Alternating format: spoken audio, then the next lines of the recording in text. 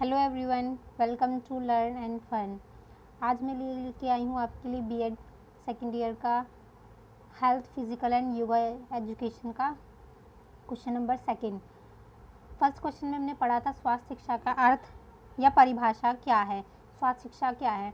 और आज के इस वीडियो में हम पढ़ेंगे कि स्वास्थ्य शिक्षा के लक्ष्य एवं उद्देश्य क्या हैं एवं इसके सिद्धांत एवं महत्व भी हम इसमें पढ़ेंगे। तो इसका क्वेश्चन क्या है, स्वास्थ्य शिक्षा के लक्ष्य एवं उद्देश्य क्या है एवं इसके सिद्धांत एवं महत्व की चर्चा करें।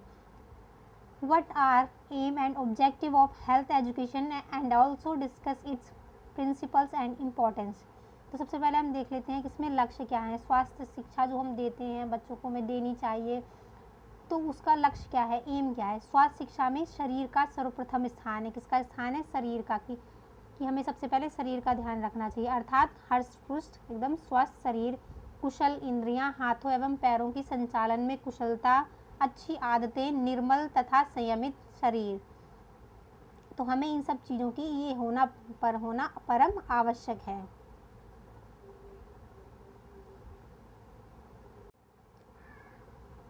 अर्थात हमारा शरीर स्वस्थ होना चाहिए, हमारी इंद्रियां स्वस्थ होनी चाहिए, कोई दिक्कत नहीं होनी चाहिए उसमें, हाथ पैरों से हम अच्छी तरीके से कार्य कर सकें और हमारे अंदर अच्छी आदतें हों। तो ये सारा होना क्या है, परम आवश्यक है।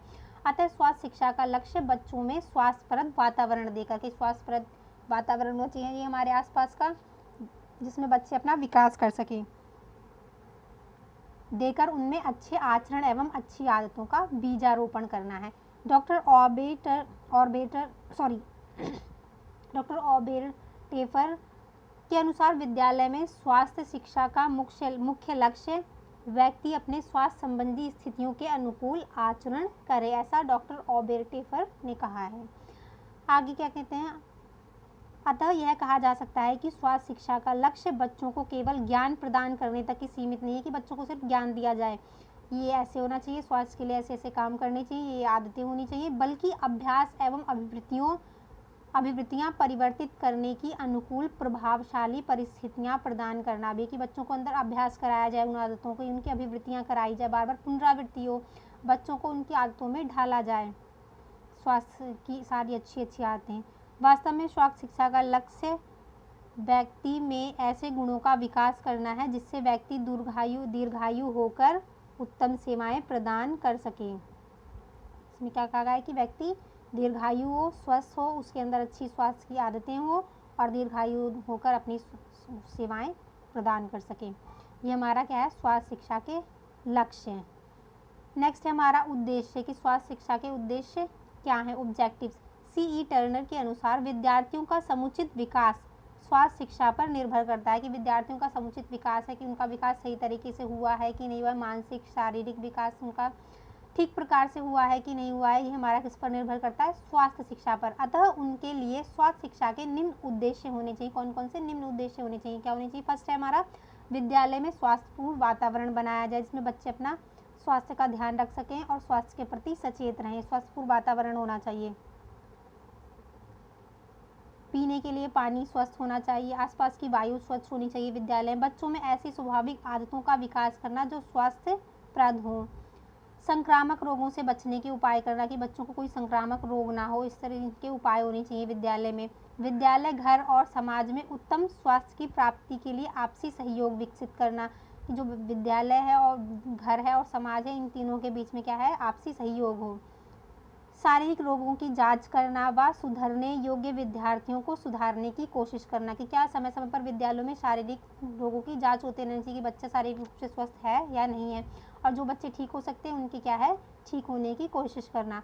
सभी विद्यार्थियों के स्वास्थ्य का निरीक्षण करना व निर्देश देना, कि सभी विद्यार्थियों को समय समय पर क्या स्वास्थ्य का निरीक्षण करता रहना चाहिए, कि बच्चे ठीक प्रकार से हैं, उनका स्वास्थ्य उचित है या नहीं, उन्हें किसी प्रकार की समस्या तो नहीं, किसी प्रकार के रोग तो उनमें नहीं पनप रहा है। तो ये सब क्या है, उनका निरीक्षण होना चाहिए और उनके निर्देश देने चाहिए। अगर किसी तरह के लक्षण पाए जाते हैं तो उसके अनुसार उसने निर्देश देना चाहिए।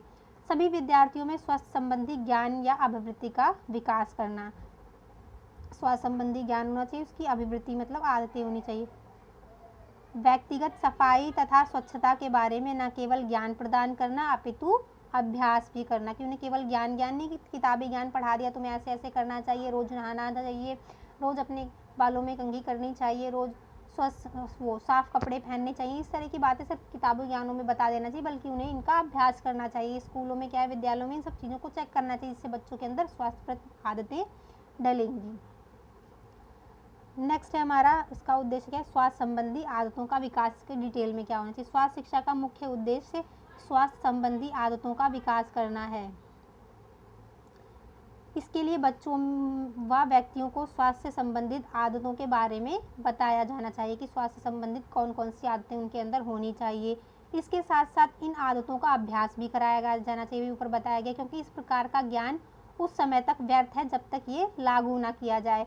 इसके अंतर्गत उन्हें व्यक्तिगत सफाई एवं स्वच्छता के बारे में पूर्ण जानकारी प्रदान करनी चाहिए। सेकंड है हमारा, स्वास्थ्य के बारे में सजगता, अवेयरनेस अबाउट हेल्थ। व्यक्तियों को स्वास्थ्य के बारे में सजग करना ही स्वास्थ्य शिक्षा का अहम उद्देश्य है, कि बच्चों को क्या हो, जागरूक हों स्वास्थ्य के प्रति।